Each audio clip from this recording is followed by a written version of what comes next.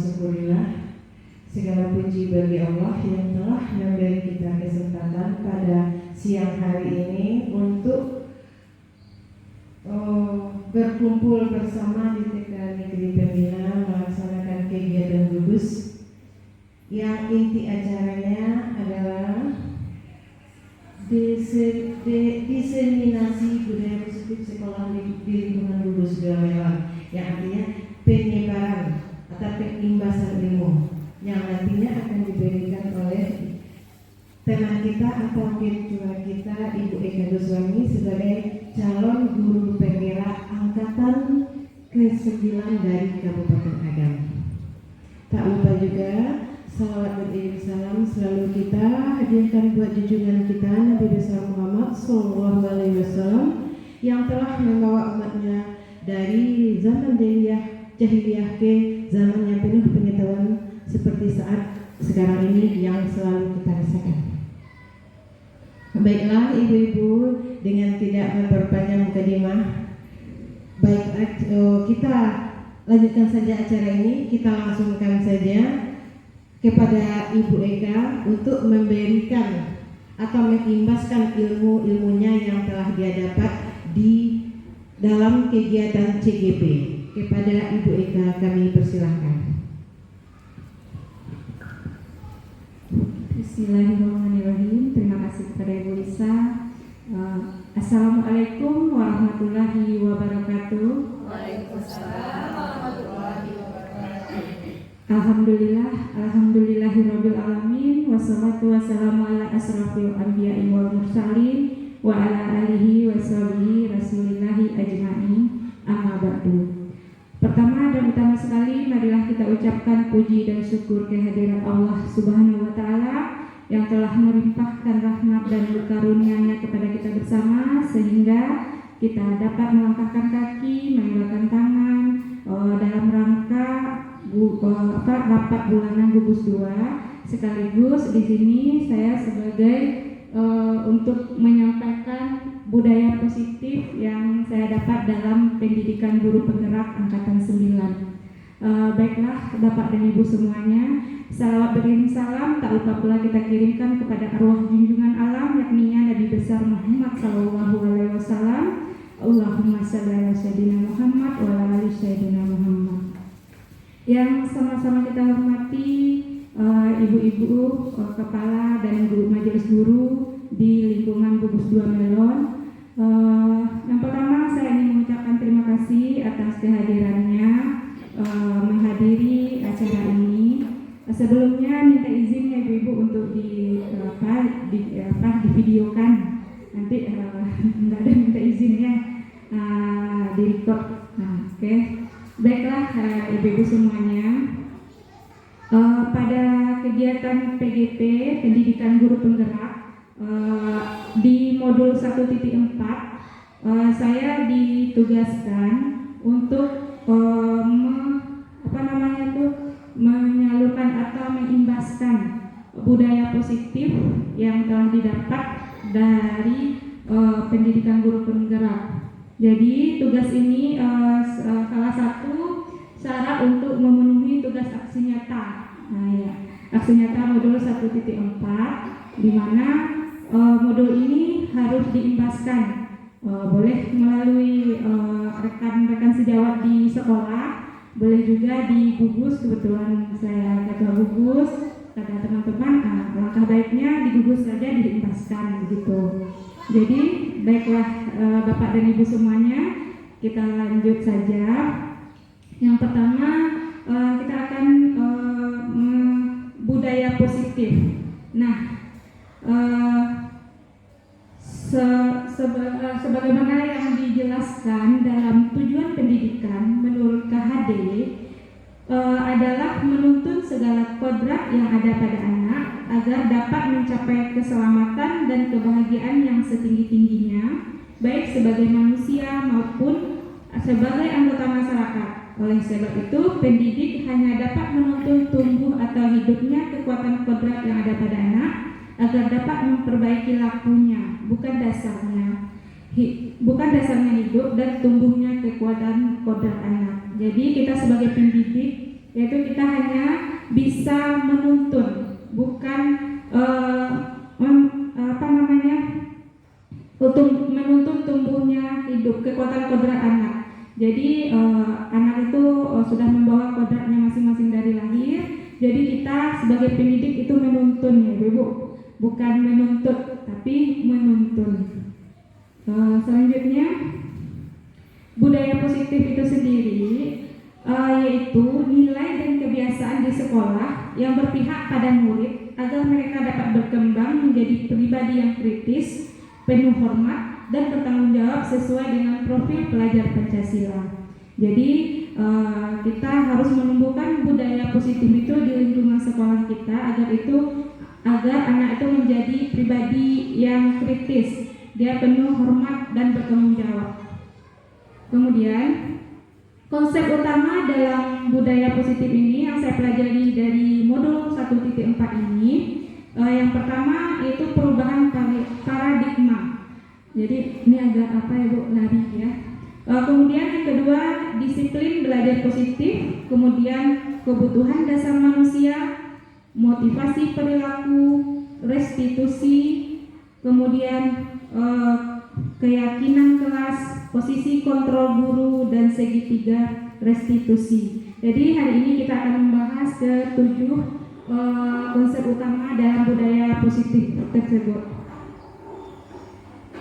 Baik Ibu, kita masuk pertama perubahan paradigma belajar. Jadi dalam membangun budaya positif, lingkungan sekolah dapat menyediakan lingkungan yang positif, aman dan nyaman, agar siswa mampu berpikir, bertindak, dan mencipta dengan merdeka, mandiri, dan bertanggung jawab. Jadi disiplin sangat erat berkaitan dengan kontrol guru terhadap siswa. Jadi disiplin itu juga diiringi dengan posisi kontrol guru. Jadi nanti kita akan membahas bagaimana saja sebenarnya posisi kontrol guru itu terhadap anak. Kemudian menurut William Glasser dalam kontrol teori, untuk meluruskan beberapa miskonsepsi tentang kontrol, yang kita yakini selama ini ilusi guru itu mengontrol murid. Kemudian ilusi bahwa semua penguatan positif, efektif, dan bermanfaat. Selama ini kita menyangka penguatan itu positif, efektif, dan bermanfaat. Tapi sebenarnya belum tentu penguatan itu positif semuanya ya Ibu. Kemudian ilusi bahwa kritik dan membuat orang merasa bersalah dapat menguatkan karakter. Jadi di sini membuat orang merasa bersalah itu tidak bisa menguatkan karakter seseorang. Jadi itu mungkin di paradigma yang baru ini. Kemudian bahwa ilusi orang dewasa memilih hak memaksa. Jadi dulu kita beranggapan bahwa orang dewasa itu boleh memaksa. Jadi itu miskonsepsi ya Ibu-ibu. Tidak sekarang bukan seperti itu lagi. Jadi kegiatan pengantin kita hari ini, ibu-ibu dan teman ibu akan melakukan kegiatan cobalah buka. Nah, tugas ibu di sini adalah mengepalkan salah satu tangan Anda.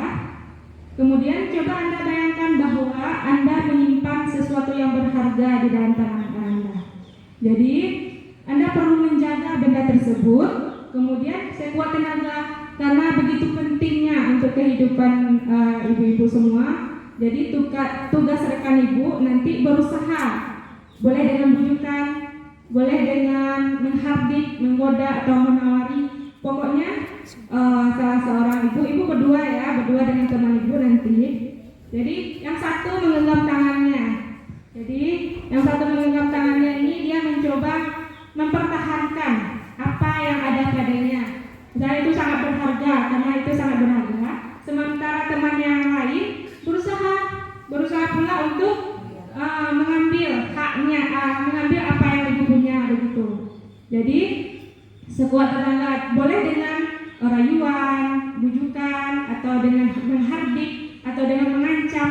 Nah sekarang coba ibu praktekkan itu. Ibu misalnya berdua, Bu Ala sama Bu Yanti. Dewi, Bu Nervi sama Bu Dewi bisa Bu Neni sama apa? Pokoknya kita coba buka gitu ya. Jadi ibu satu orang dengan temannya, satu orang mempertahankan apa yang dimiliki, apa yang menjadi penting di hidupnya gitu. Yang satu merayu memaksa boleh dengan memaksa. Nah, sekarang coba ibu praktekkan seperti itu dulu. Itu sebagian dari kegiatan pemantiknya. Bagaimana caranya? Mungkin Bu Dewi merayu Bu Neni membuka apa yang ada di genggamannya. Ya. Oke, tapi Bu Dewi misalnya mempertahankan apa yang menjadi apanya?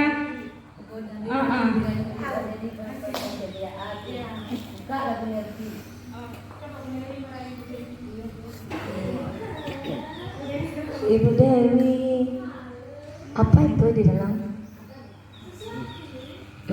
Penasaran. Coba lihat dong. Bagi macam dia lah. Tapi nggak somet. Somet. Minjem semua. Iya, aku tahu itu punyamu. Tapi coba lihat dong. Lihat. Penasaran. Cibuk-cibuk sedikit pising. Boleh. Coba lah. Kan itu baik.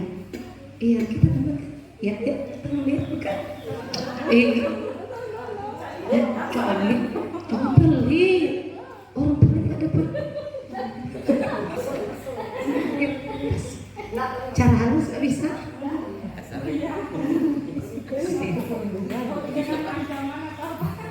Nggak maunya. Udah ini kan baik hati. Ya, aku tidak minjem.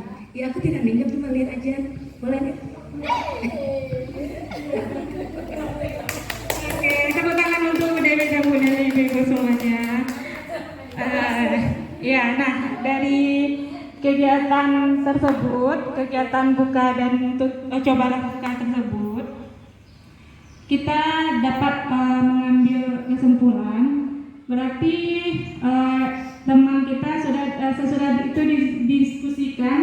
Nah, teman ibu-ibu menjawab pertanyaan nih, bandingkan jawaban ibu-ibu dengan teman ibu.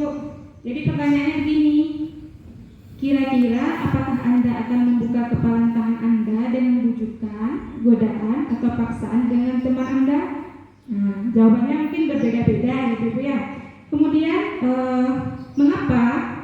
Ataukah Anda akan bertahan dan menolak membuka kepalan tangan sampai sekuat tenaga Anda? Dan mengapa pula? Jadi kita mungkin jawaban kita tidak sama ya ibu ya. Jawaban kita boleh berbeda-beda. Jadi itu hak kita mempertahankan keyakinan kita begitu. Kemudian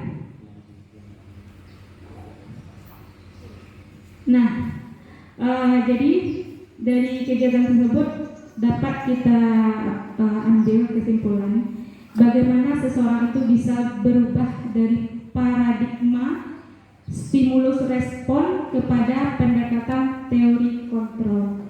Jadi Stephen Covey mengatakan bahwa bila kita ingin membuat kemajuan perlahan sedikit-sedikit, ubahlah sikap kita atau perilaku kita. Namun bila kita ingin memperbaiki cara-cara utama kita, maka kita perlu mengubah kerangka acuan kita. Ubahlah bagaimana Anda melihat dunia dan bagaimana Anda berpikir tentang manusia, dan ubahlah paradigma Anda. Nah, skema pemahaman dan penjelasan aspek-aspek tertentu ini tentang realitas. Jadi tadi Bu Dewi dia mempunyai keyakinannya sendiri gitu. Jadi Bu Dewi pun berusaha dengan keyakinannya pula membujuk, merayu. Nah, jadi teman-teman yang melihat pun juga dengan jawaban yang berbeda-beda.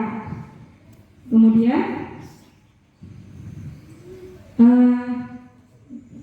nah, ini salah satu stimulus respon lawan teori kontrol, pandangannya tentang dunia.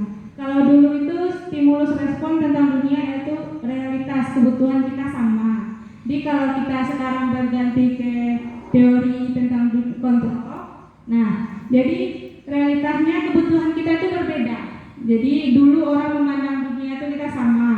Jadi sekarang orang sudah berpindah dari stimulus respon kepada teori kontrol. Jadi menurut teori kontrol ini kita itu berbeda. Jadi kalau kita sebagai guru, kalau anak didik subjek kita, jadi anak itu berbeda, ya Bu. Jangan disamakan. Misalnya kebutuhan mereka berbeda-beda. Begitupun dengan kita, kebutuhan kita berbeda-beda. Apalagi dengan keyakinan kita tadi, kita mempertahankan hak kita tadi itu berbeda-beda cara kita menjaga kebutuhan kita itu. Kemudian yang kedua, semua orang melihat hal yang sama. Kalau tentang teori kontrol, orang itu memiliki gambaran berbeda. Jadi kita memiliki gambaran yang berbeda-beda, tidak sama. Kemudian kita mencoba mengubah orang agar berpandangan sama dengan kita. Tidak bisa ya kita mengubah orang agar bisa berpandangan sama dengan kita. Jadi kita berusaha sendiri memahami pandangan orang lain tentang dunia. Kita berusaha, tidak kita paksa orang tadi, tapi kita berusaha memahami orang tersebut.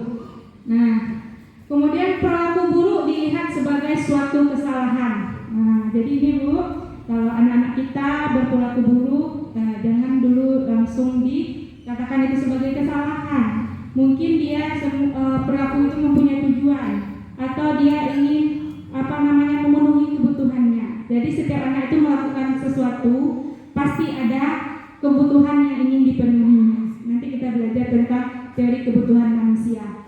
Kemudian, nah sekarang kita masuk yang kedua, yaitu disiplin positif. Nah, apa makna disiplin? Kita dulu ya Bu. Ada yang bisa jawab Bu? Disiplin itu berkaitan dengan apa? Dengan aturan. Kemudian aturan itu ada apa kira-kira? Kalau ada sanksi, ada hukuman, ada konsekuensi, mungkin itu ya. Jadi nanti kita akan pelajari hukuman, sanksi atau konsekuensi. Nah, di sini disiplin diartikan disiplin berasal dari bahasa Latin atau disciplina yang artinya belajar. Nah, makna asal dari kata ini berkonotasi dengan disiplin diri. Jadi disiplin diri di sini membuat orang menggali potensinya menuju sebuah tujuan apa yang dia hargai. Jadi dulu tuh orang menganggap tuh disiplin itu untuk menuju sebuah tujuan yang dia hargai. Tetapi dalam budaya kita, nah makna kata disiplin telah berubah menjadi sesuatu yang dilakukan seseorang pada orang lain untuk mendapatkan kepatuhan. Jadi disiplinnya sudah berubah artinya ya Bu. Jadi disiplin itu diartikan seseorang tuh harus patuh gitu.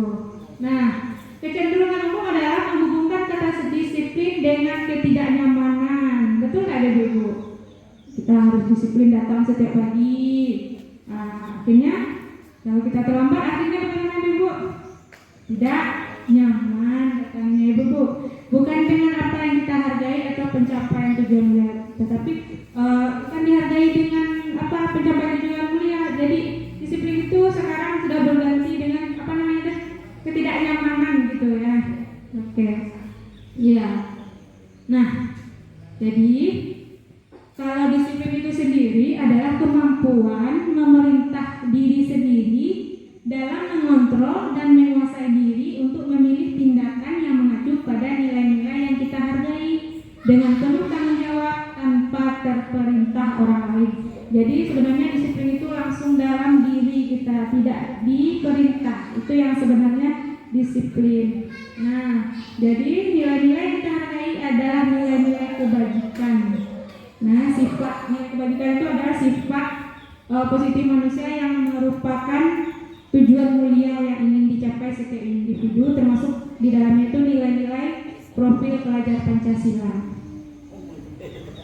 Nah, kita masuk yang kedua. Berapa tadi? Ini ada 2. Maaf, ini 3 Bu. Disiplin positif. Tadi udah ya Bu? Udah baru. Disiplin positif. Ya. Oke. Nah, ini kebutuhan dasar manusia. Nah, seperti yang Bekas sebutkan tadi, setiap orang itu melakukan tindakan sebenarnya adalah untuk memenuhi kebutuhannya. Demikian juga dengan anak-anak kita di sekolah, Bu. Misalnya dia kan sering kita melihat anak-anak kadang berebutan mainan. Nah, itu dia dalam rangka itu untuk memenuhi kebutuhannya, Ibu. Nah, jadi misalnya kebutuhan itu juga banyak macamnya tuh. Ada penguasaan, mungkin yang dibutuhkannya saat itu penguasaannya merebut mainan temannya. Nah, jadi itu kebutuhan penguasaan. Kesenangan, misalnya dalam suka main dalam belajar. Mungkin saat itu dia ingin memenuhi kesenangannya, kebutuhannya yang merupakan kesenangan. Kemudian kebutuhan kasih sayang dan rasa diterima. Misalnya dia sering dekat-dekat kita, cari-cari perhatian kita. Jadi kita harus bisa menyeleksi, oh ini mungkin anak ini kebutuhannya ingin diterima, kasih sayang dan rasa diterima.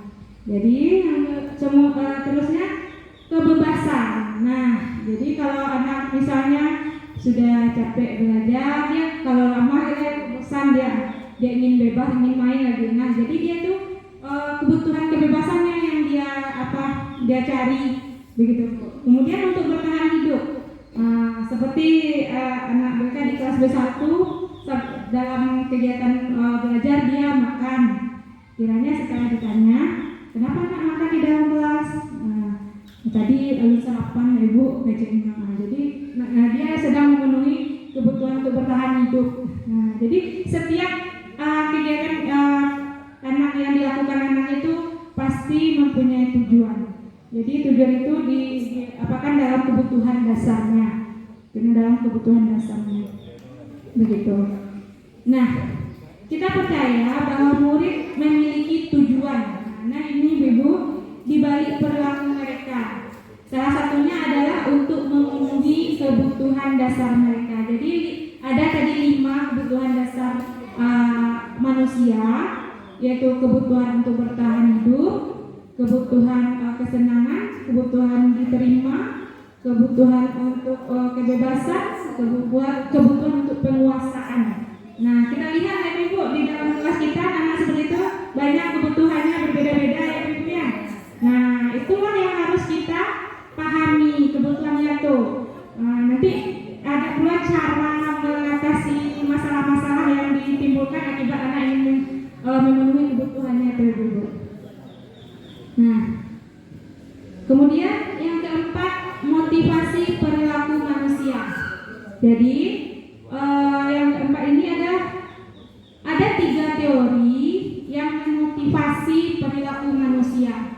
Nah, jadi yang pertama yaitu untuk menghindari ketidaknyamanan atau hukuman apa yang akan terjadi apabila saya tidak melakukannya. Jadi itu tuh adalah motivasi manusia itu berdasarkan ketidaknyamanan. Jadi Beko daripada ditegur, kalau awak punya motivasi kan Bu, ya datang capek sekolah agar tidak ditegur kepala sekolah gitu nak. Jadi motivasi kita datang cepat tuh karena karena mengurangi ketidaknyamanan tadi, menghindari ketidaknyamanan tadi. Nanti kalau datang terlambat ditegur lagi sama kepala sekolah. Dimotivasi kita. Iya. Beko kan ada sertifikasi. Nah, itu. Kemudian yang kedua, motivasi perilaku manusia itu untuk mendapatkan imbalan dari orang lain atau institusi. Nah, imbalan itu kalau di anak-anak awak bisa berupa penghargaan, bisa bentuk pujian, nah gitu Bu. Kalau anak-anak awak dominannya dapat pujian ya Bu. Kalau awak kadang awak pun ada dulu. Motivasi awak tuh melakukan sesuatu itu untuk dipuji ya tuh. Nah, kalau anak-anak boleh. Anak-anak apa lagi ya Bu? Nampak tuh banyak. Kan di PGP itu kalau anak-anak SMA kan belajarnya sama guru-guru SMA, SMP, SMK, SD. Jadi motivasi anak-anak itu yang banyak untuk menghindari ketidaknyamanan. Kalau kan motivasi anak-anak kalau ditanyakan apa motivasi anak-anak ujian. Nah, kalau anak gitu tuh jawabnya biasanya itu ada TK kalau melakukan sesuatu tindakan dia berdasarkan teori apa untuk mendapatkan imbalan itu berupa pujian atau penghargaan.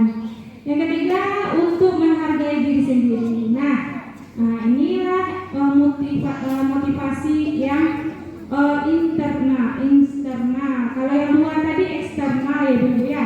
Nah, jadi kita harus menumbuhkan perilaku anak-anak kita itu berdasarkan teori internal dari dalam dirinya. Nah, jangan lagi dari luar. Itu yang kita temukan sebagai pendidik, yaitu menumbuhkan motivasi dalam diri anak yang bukan dari luar.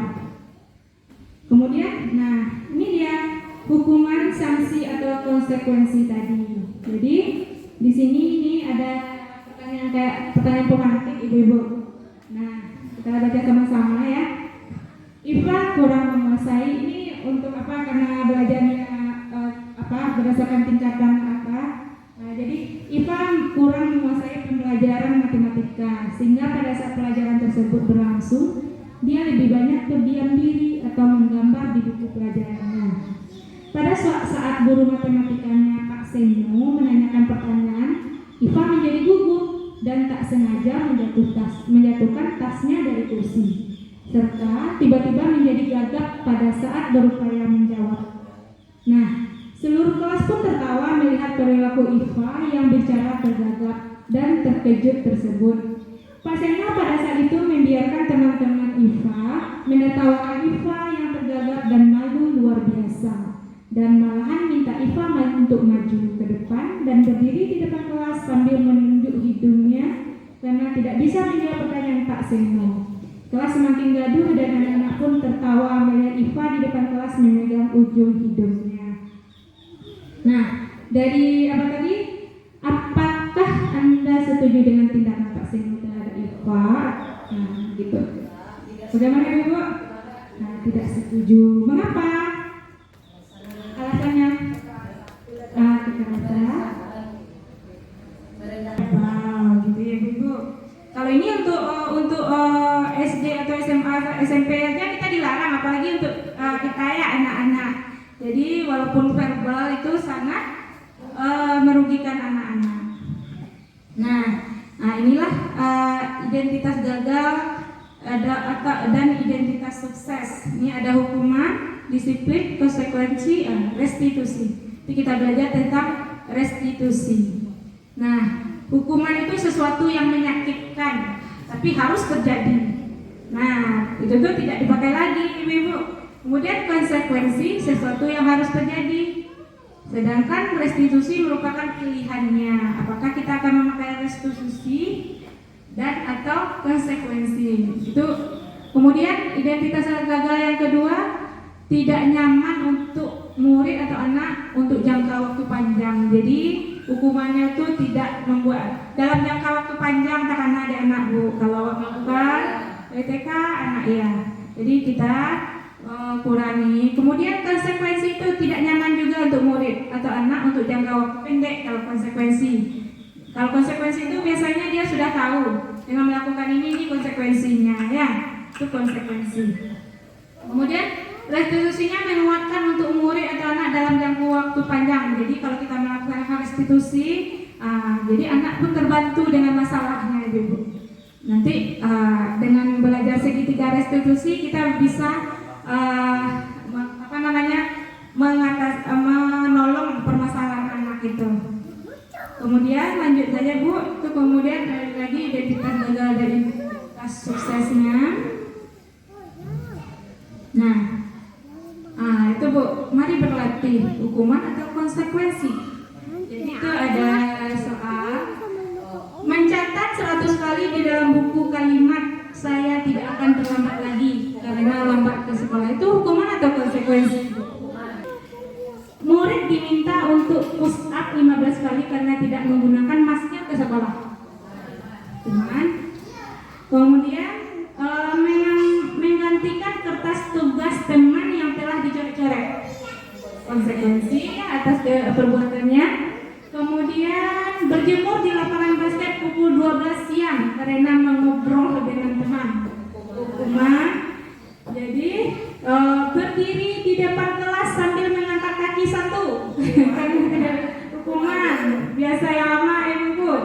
Kemudian membersihkan tumpahan air di meja tulis karena tersenggol. Tuh konsekuensi. Kemudian kehilangan 10 menit jam istirahat untuk mengerjakan tugas karena terlambat datang dan tertinggal pelajaran. Konsekuensi. Jadi dia tinggal 10 menit. Jadi nah ibu itu yang harus kita bedakan antara konsekuensi dan hukuman. Jadi hukuman itu sangat tidak nyaman bagi anak, apalagi bagi kita, apalagi bagi anaknya.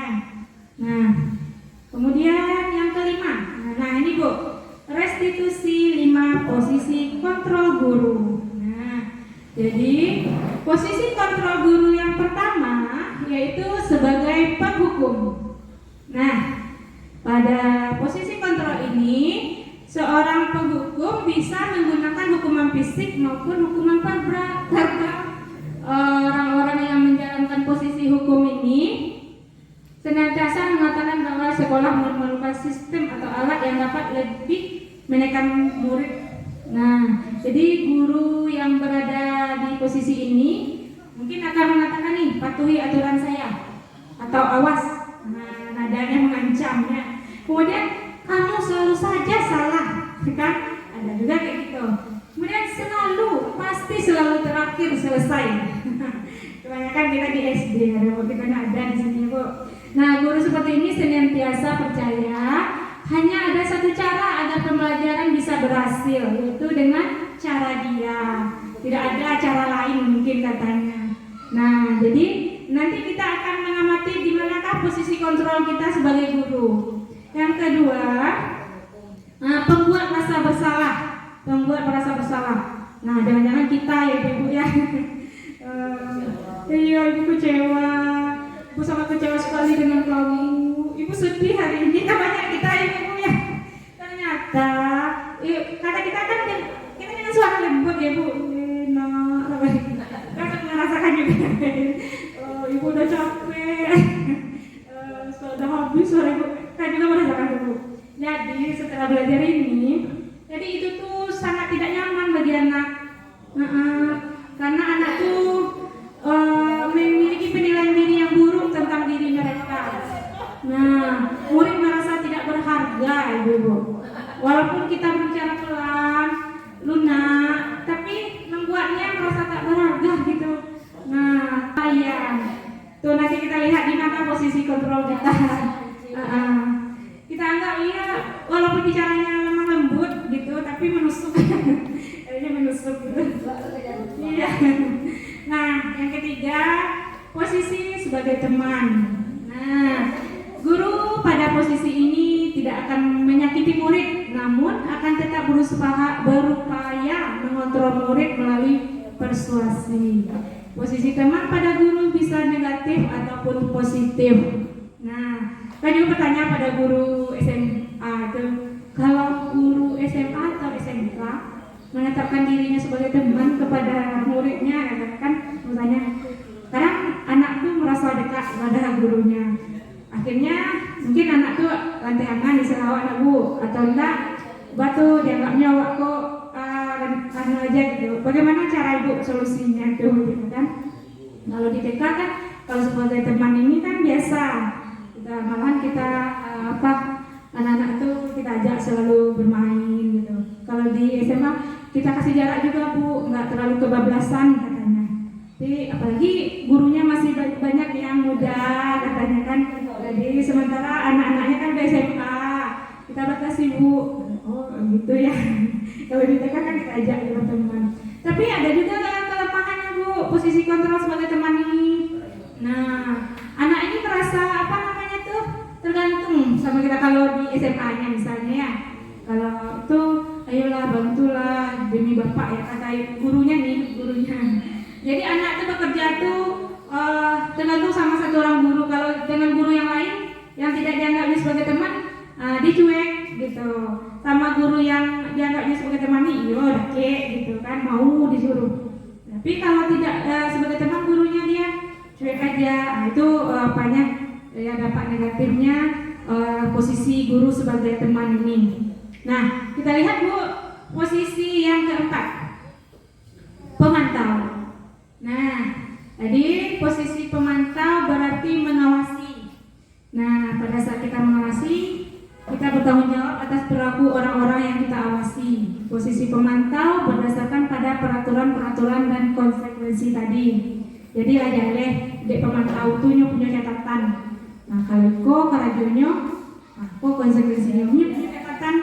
Nah, di pertanyaan yang diajukan guru sebagai pemantau itu biasanya, ayo coba peraturannya apa? Nah, di aponya kan anak-anak coba lihat peraturannya apa? Apa yang telah kamu lakukan? Apa sanksinya atas perbuatan yang kamu lakukan? Nah, gitu ya Ibu.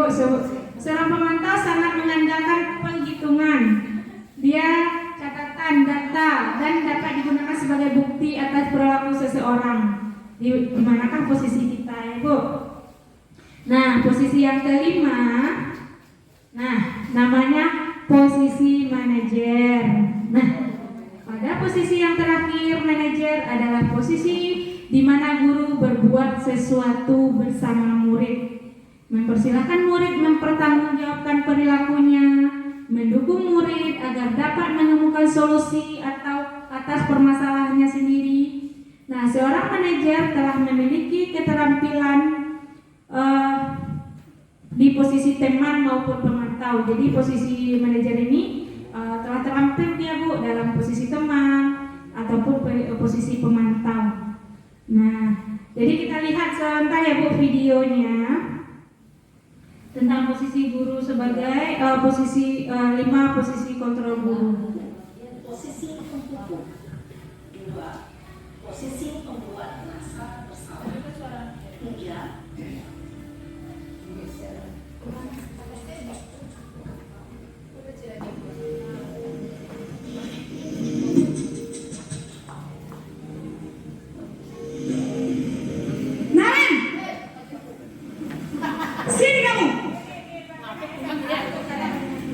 Selamat pagi Bu.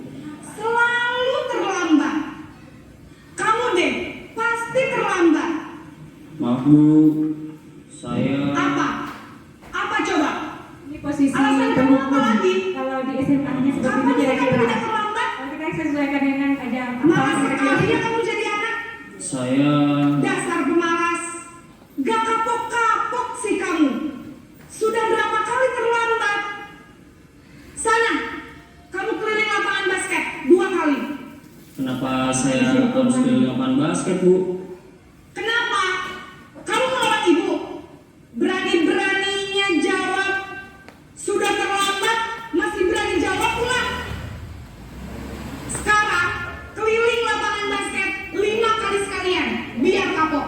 Cepat. Pergi sana ke lapangan basket. Ini guru piketnya ya Bu. Posisi penghukum biasanya berbicara dengan nada tinggi, menghardik, menunjuk-nunjuk, menyakiti, dan menyindir. Hukuman bisa berupa fisik maupun psikis. Ibu dan bapak guru hebat. Dampak yang terjadi pada murid ketika guru berada pada posisi penghukum adalah murid cenderung akan memberontak, bahkan menyimpan dendam.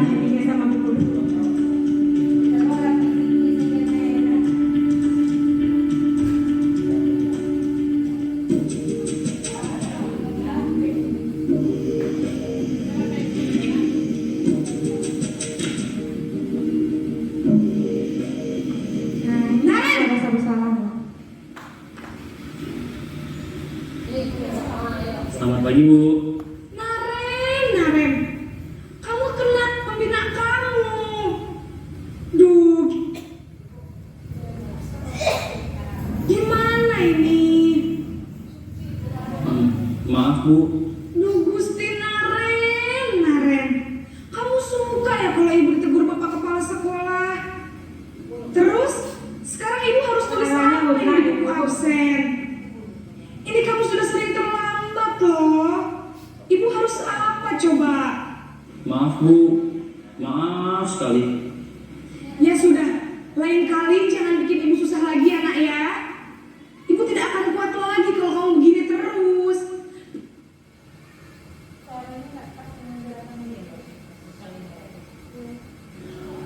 Posisi pembuat rasa bersalah berbicara dengan nada tenang, cenderung lembut. Namun kata-kata yang diutarakan membuat murid merasa menjadi orang yang gagal, memandang buruk dirinya sendiri, merasa tidak berharga, dan tidak sanggup membahagiakan orang lain. Ketika guru mengambil posisi pembuat rasa bersalah, murid akan menganggap dirinya yang bersalah dan ia akan menyimpan emosi negatif tersebut di dalam dirinya.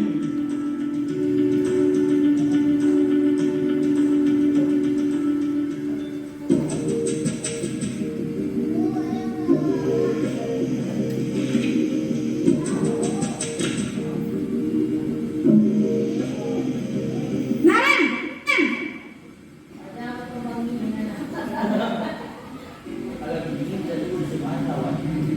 Selamat pagi Bu. Wah, sudah jam berapa ini nak?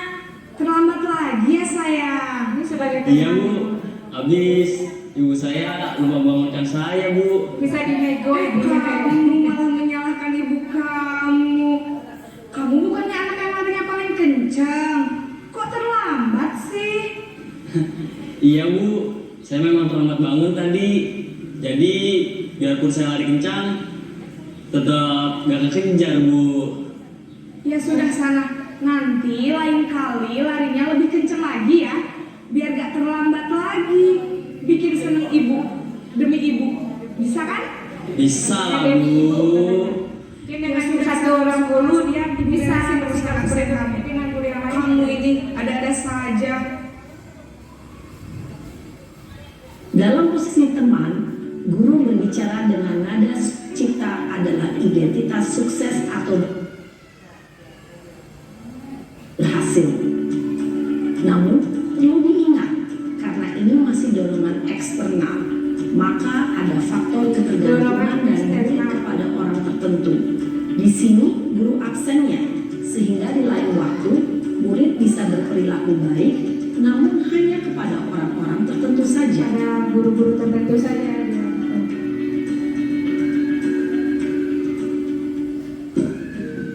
Nah, kita saksikan posisi guru sebagai manajer, Bu.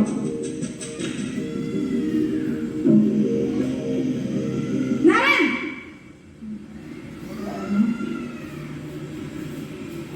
Selamat pagi Bu. Naren, apa peraturan sekolah kita tentang jam berapa kita harus masuk sekolah, nak? Kita harus di sekolah jam 7 Bu. Iya betul, sekarang sudah jam 7.20. Naren sudah tahu konsekuensinya jika terlambat hadir. Paham Bu, saya harus tinggal kelas pas jam istirahat selama 20 menit. Iya benar, konsekuensinya demikian. Jadi nanti jam 9.30 pas istirahat, kamu harus tinggal di kelas, kerjakan tugas tambahan untuk ketertinggalan kamu, ya? Baik Bu. Nah, itu tadi Bu, konsekuensi atas apa? Posisi pemantau mengandalkan penghitungan atau data untuk mengontrol murid. Guru mengarahkan murid berdasarkan peraturan dan konsekuensi. Seorang pemantau menunjukkan bahasa tubuh dan ekspresi wajah yang datar dan cenderung formal.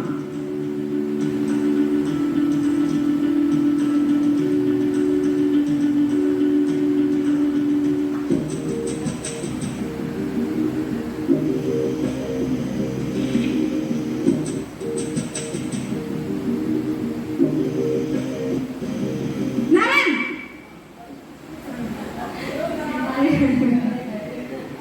Selamat pagi Bu. Selamat pagi Naren. Maaf Bu, saya terlambat. Iya, sekolah masuknya jam 7, sekarang sudah jam 7.20. Jadi sekarang bagaimana ini Naren? Maaf Bu, saya lupa setel alarm saya semalam. Baiklah, menurut Sebagai kamu, manajer, ya, Bu. keyakinan sekolah yang mana yang perlu kamu tingkatkan? Menghargai diri sendiri dan orang lain mungkin ya Bu. Setuju.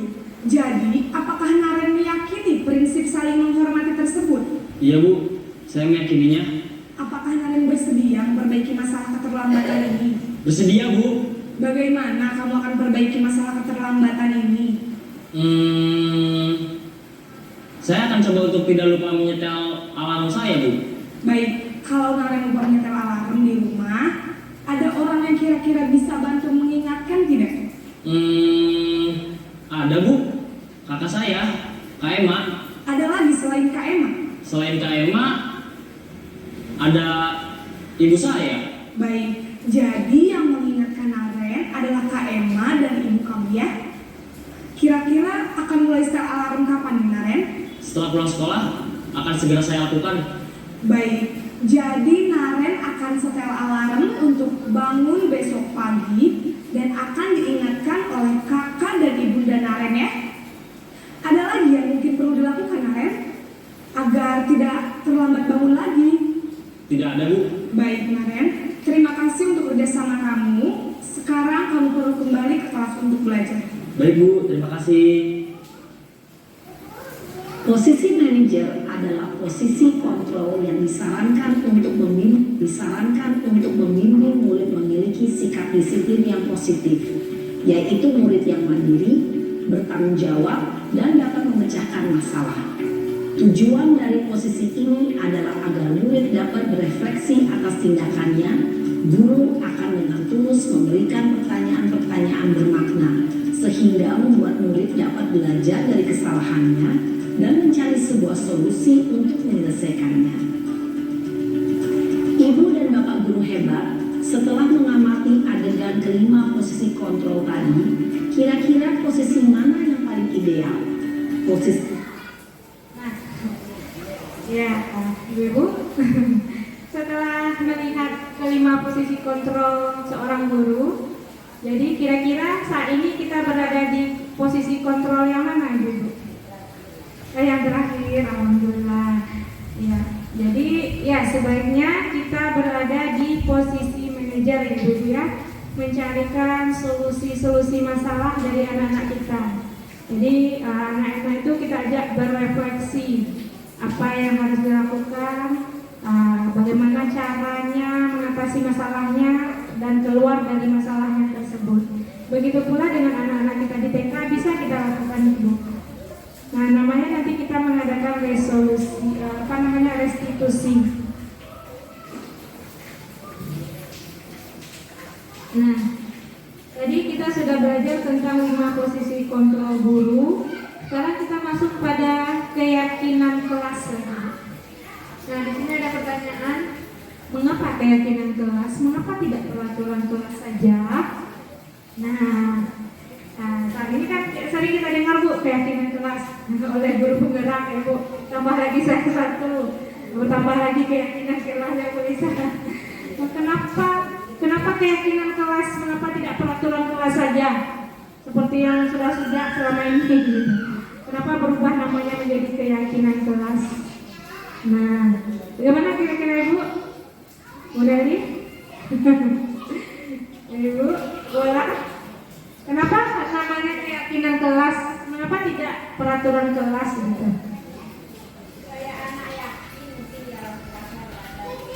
Ah iya, bagus sekali Bu. Iya begitu. Iya kalau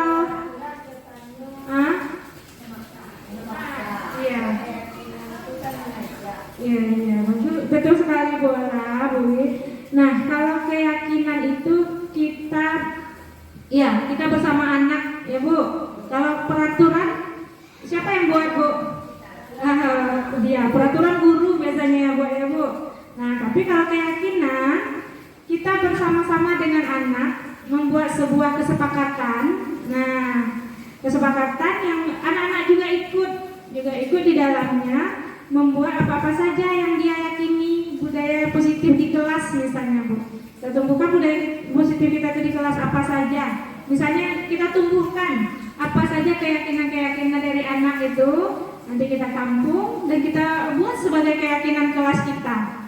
Nah, jadi anak pun nanti diingatkan, bagaimana ya dengan keyakinan kelas yang kita buat bersama?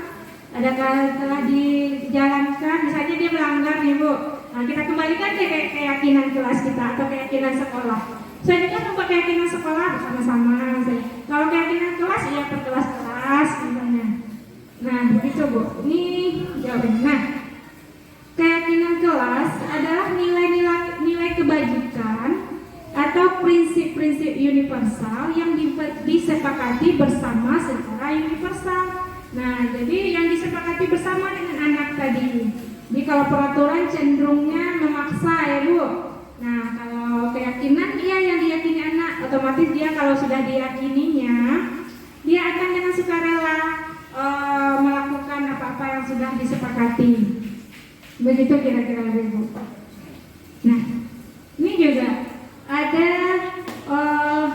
peraturan atau ini baru menjadi peraturan. Nanti nilai-nilainya kebajikan dituju itu apa? Nah, sebelumnya menjadi peraturan, kembalikan barang ke tempatnya. Jadi anak ini membuat seperti itu. Jadi kita kembalikan kita tuju nilai kebajikan apa yang ingin disampaikan lewat mengembalikan barang pada tempatnya. Nah, mungkin di sini nilai kebajikannya berupa tanggung jawab anak yang diminta, ya Bu. Kemudian ini kalimat negatif ya Bu, dilarang mengganggu orang lain. Nah, kita kan dilarang juga menggunakan kalimat negatif ya Bu. Jadi ini kita buat nilai kebajikan apa yang ingin dituju dari tidak mengganggu orang lain itu, yaitu menghormati orang lain dan diri sendiri. Nah, mungkin itu ya contohnya. Nah, kemudian yang ketujuh lagi Bu, segitiga restitusi.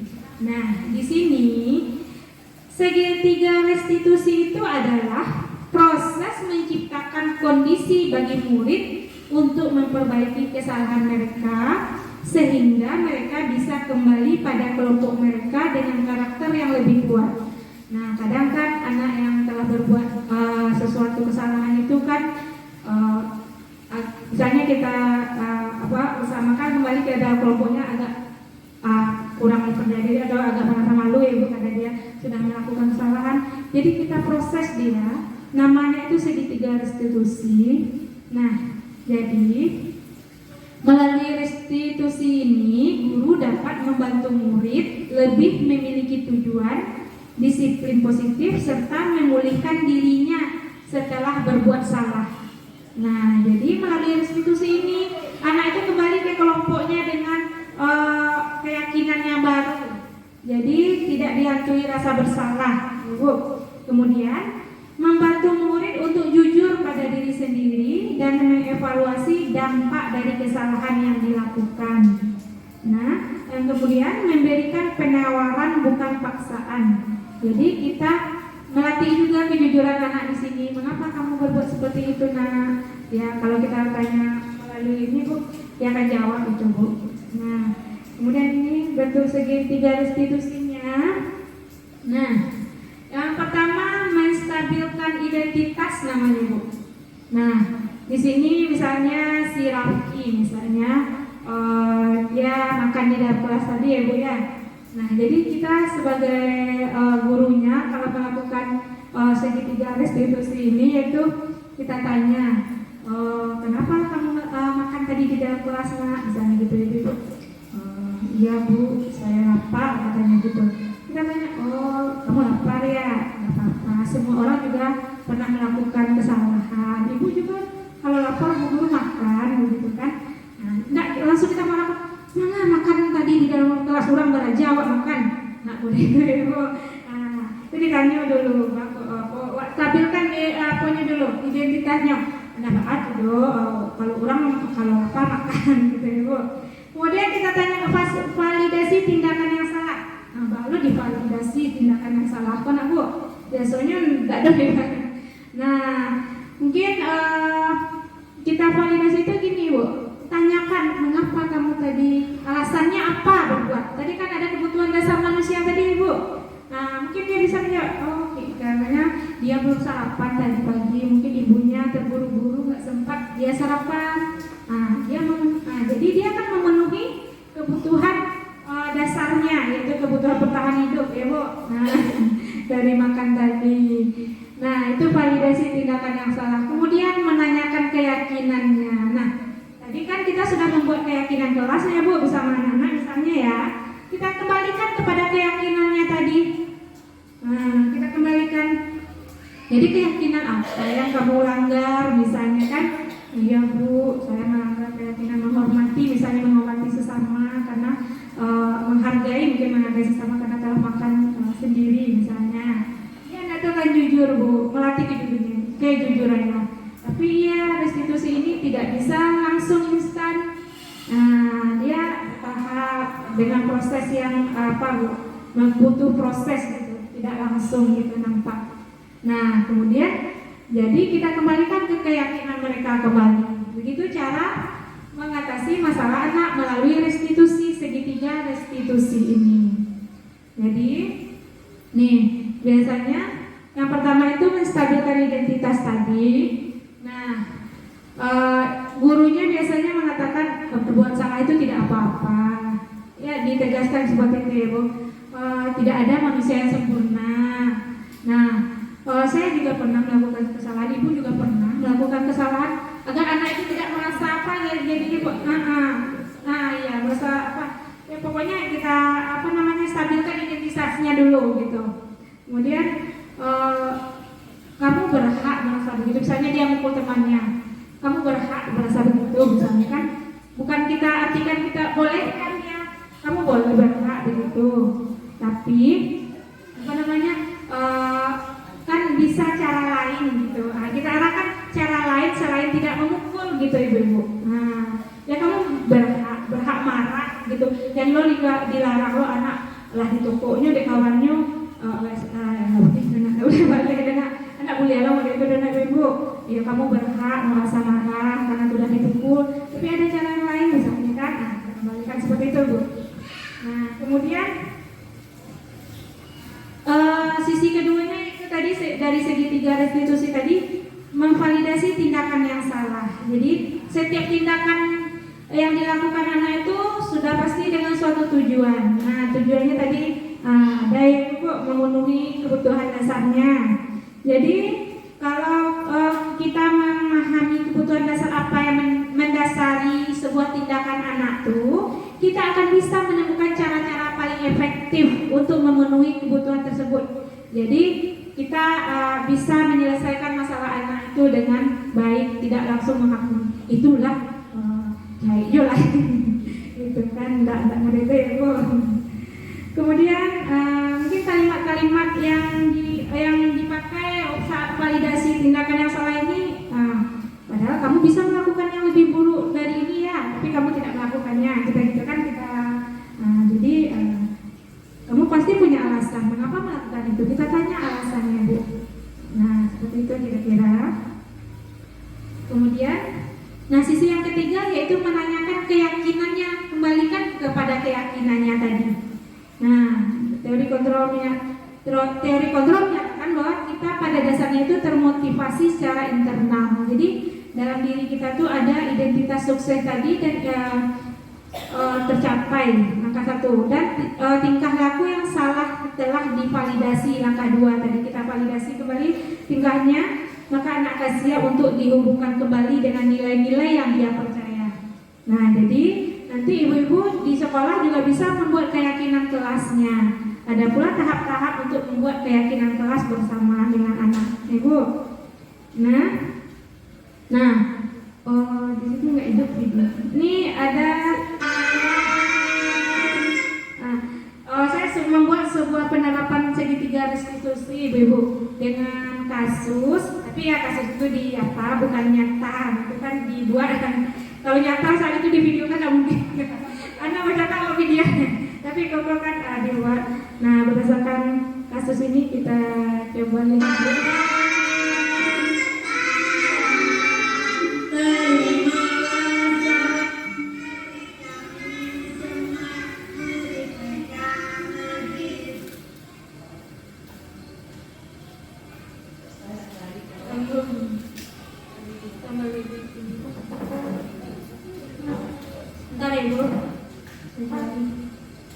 Bagaimana cara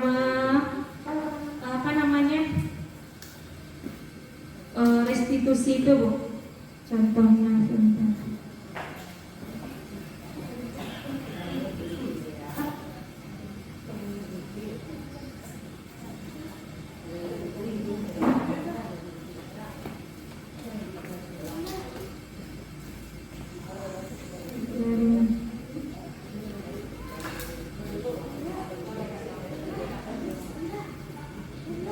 Ya makan snacknya dulu bu.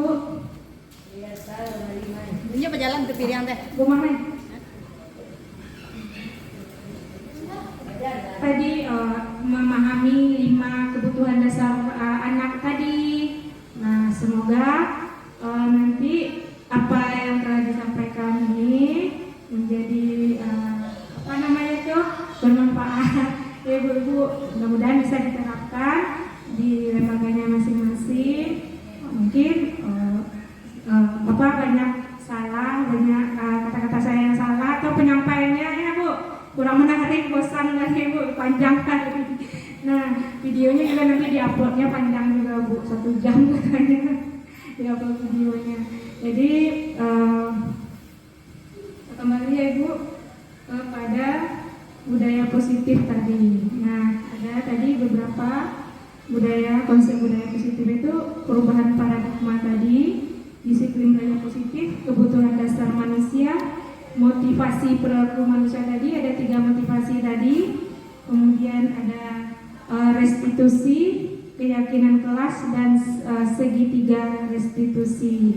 Nah, jadi semoga kita dalam mendidik anak kita, kalau mendapati permasalahan anak, kita selesaikan dengan baik. Misalnya ya seperti yang kita pelajari hari ini, melakukan segitiga restitusi ya bu. Nah, mulai dari tahap validasi menstabilkan identitas, validasi tindakan yang salah, dan kembali ke menanyakan keyakinan gitu. Jadi kita nanti buat keyakinan kelas bersama anak-anak, boleh kita terapkan di kelas bersama-sama. Mungkin demikian saja ibu-ibu semuanya. Banyak maaf. Wabillahi taufiq wal hidayah. Wassalamualaikum warahmatullahi wabarakatuh.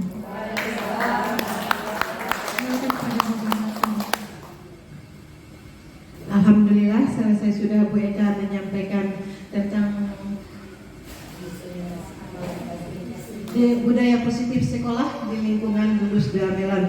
Nah, dari sebanyak itu yang disampaikan oleh Bu Eka tadi, mudah-mudahan dapat kita ambil manfaatnya dan dapat kita terapkan di lembaga kita masing-masing. Terima kasih banyak Bu Eka atas ilmunya. Apakah ada pertanyaan dari anggota gugus untuk apa yang telah disampaikan oleh Bu Eka tadi? Oke, silakan Bu Mar.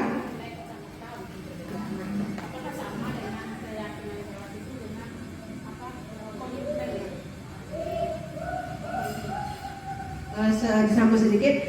Kalau Bu Mar bertanya apakah sama keyakinan dengan komitmen. Sementara dulunya kalau kita di setiap kelasnya sebelum memulai di awal-awal tahun ajaran selalu membuat peraturan kelas supaya mereka sekalian menjawabnya apakah sama aturan di kelas atau peraturan kelas dengan keyakinan kelas yang dibuat Bu Eka ini, yang telah disampaikan Bu Eka ini. Nah, silakan Bu Eka tolong dijawab. Baik, terima kasih Bu Mar atas pertanyaannya. Apakah sama ya Bu Mar ya, komitmen dengan keyakinan ya? Tadi keyakinan itu berasal dari komitmen bersama ya Bu, keyakinan yang buat bersama, komitmen bersama yang dijadikan keyakinan, suatu keyakinan yang dijalankan. Ya, mungkin sama kali Bu, tidak dijelaskan. Berangkat dari komitmen tadi Bu, jadi kita meyakininya kemudian. Ya, kalau dulu ya kalau peraturan itu kan Bu guru aja yang buat, aku kakak dulu peraturan. Kenapa sekarang keyakinan gitu kan? Keyakinan ini kan kita berkolaborasi bersama anak Bu, membuat suatu keyakinan atau komitmen. Ya, jadi kita terapkan bersama, kita yakini bersama gitu. Mudah-mudahan anak tuh kalau sudah tahu kita libatkan dia, anak Bu dilibatkan dalam membuat sebuah komitmen juga. Ya mudah-mudahan dia bisa menjalankan komitmen kita bersama-sama gitu. Ya, tentunya dengan tidak seperti orang besar menjalankan komitmen gitu, komitmennya untuk anak kita juga. Gitu Bu Mar. Dengan peraturan kelas tadi. Nah, tadi setelah dijelaskan tadi kalau peraturan itu mungkin larinya kalau tidak dipatuhi, misalnya ada hukumannya. Peraturan ya tidak zaman, kata benar, ya benar sekali. sesuai kodrat zaman sekarang ya Bu. Masa bahwanya kita mengurangi yang namanya hukuman gitu. Jadi dibuatlah keyakinan lagi, keyakinan kelas gitu. Iya, mungkin ya karena tadi kata Ibu kalau keyakinan itu identik dengan kalau dilanggar, kalau peraturan tadi kalau dilanggar kan dihukum misalnya, ada sanksinya. Kalau keyakinan kembalikan kembalikan tadi kalau melalui restitusi tadi kita kembalikan ke keyakinannya, kita yakini supaya meyakininya kembali. Insya Allah anak itu kembali ke kelompoknya menjadi anak yang bertambah kuat keyakinannya gitu. Terima kasih jawabannya Bu Eka. Bagaimana dengan ibu-ibu yang lain? Masih ada pertanyaan? Atau sudah pas? Sudah pas semuanya? Alhamdulillah, berarti ilmu yang telah Bu Eka keluarkan tadi telah berhasil diserap oleh ibu-ibu semuanya. Amin. Alhamdulillah. Oke. Baiklah ibu-ibu dan bapak semua, karena Bu Eka telah selesai menyampaikan materinya dan waktu juga sudah semakin siang, untuk itu mohon maaf atas segala kekurangan dan kesalahan kami dalam berkata, juga dalam penyampaian. Dan wabillahi taufiq wal hidayah. Wassalamualaikum warahmatullahi wabarakatuh. Waalaikumsalam warahmatullahi wabarakatuh.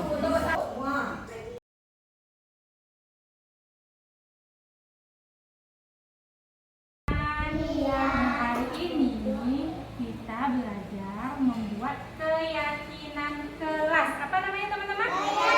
Keyakinan kelas itu apa yang akan kita kerjakan dan apa yang tidak boleh kita kerjakan. Kita membuat sebuah kesepakatan bersama. Bisa teman-teman? Kesepakatan bersamanya sudah Bu Eka rangkum dalam gambar-gambar ini. Teman-teman bisa nanti memilihnya. Kalau ini gambar apa ya teman-teman? Gambar nangis. Kira-kira boleh dilakukan apa tidak? Tidak, nggak boleh cengeng ya. Nah nanti gue akan cobakan. Kalau teman-teman pilihnya gambar nangis, dibuka. Nah, gue akan tempel ke sikap yang tidak baik. Nah,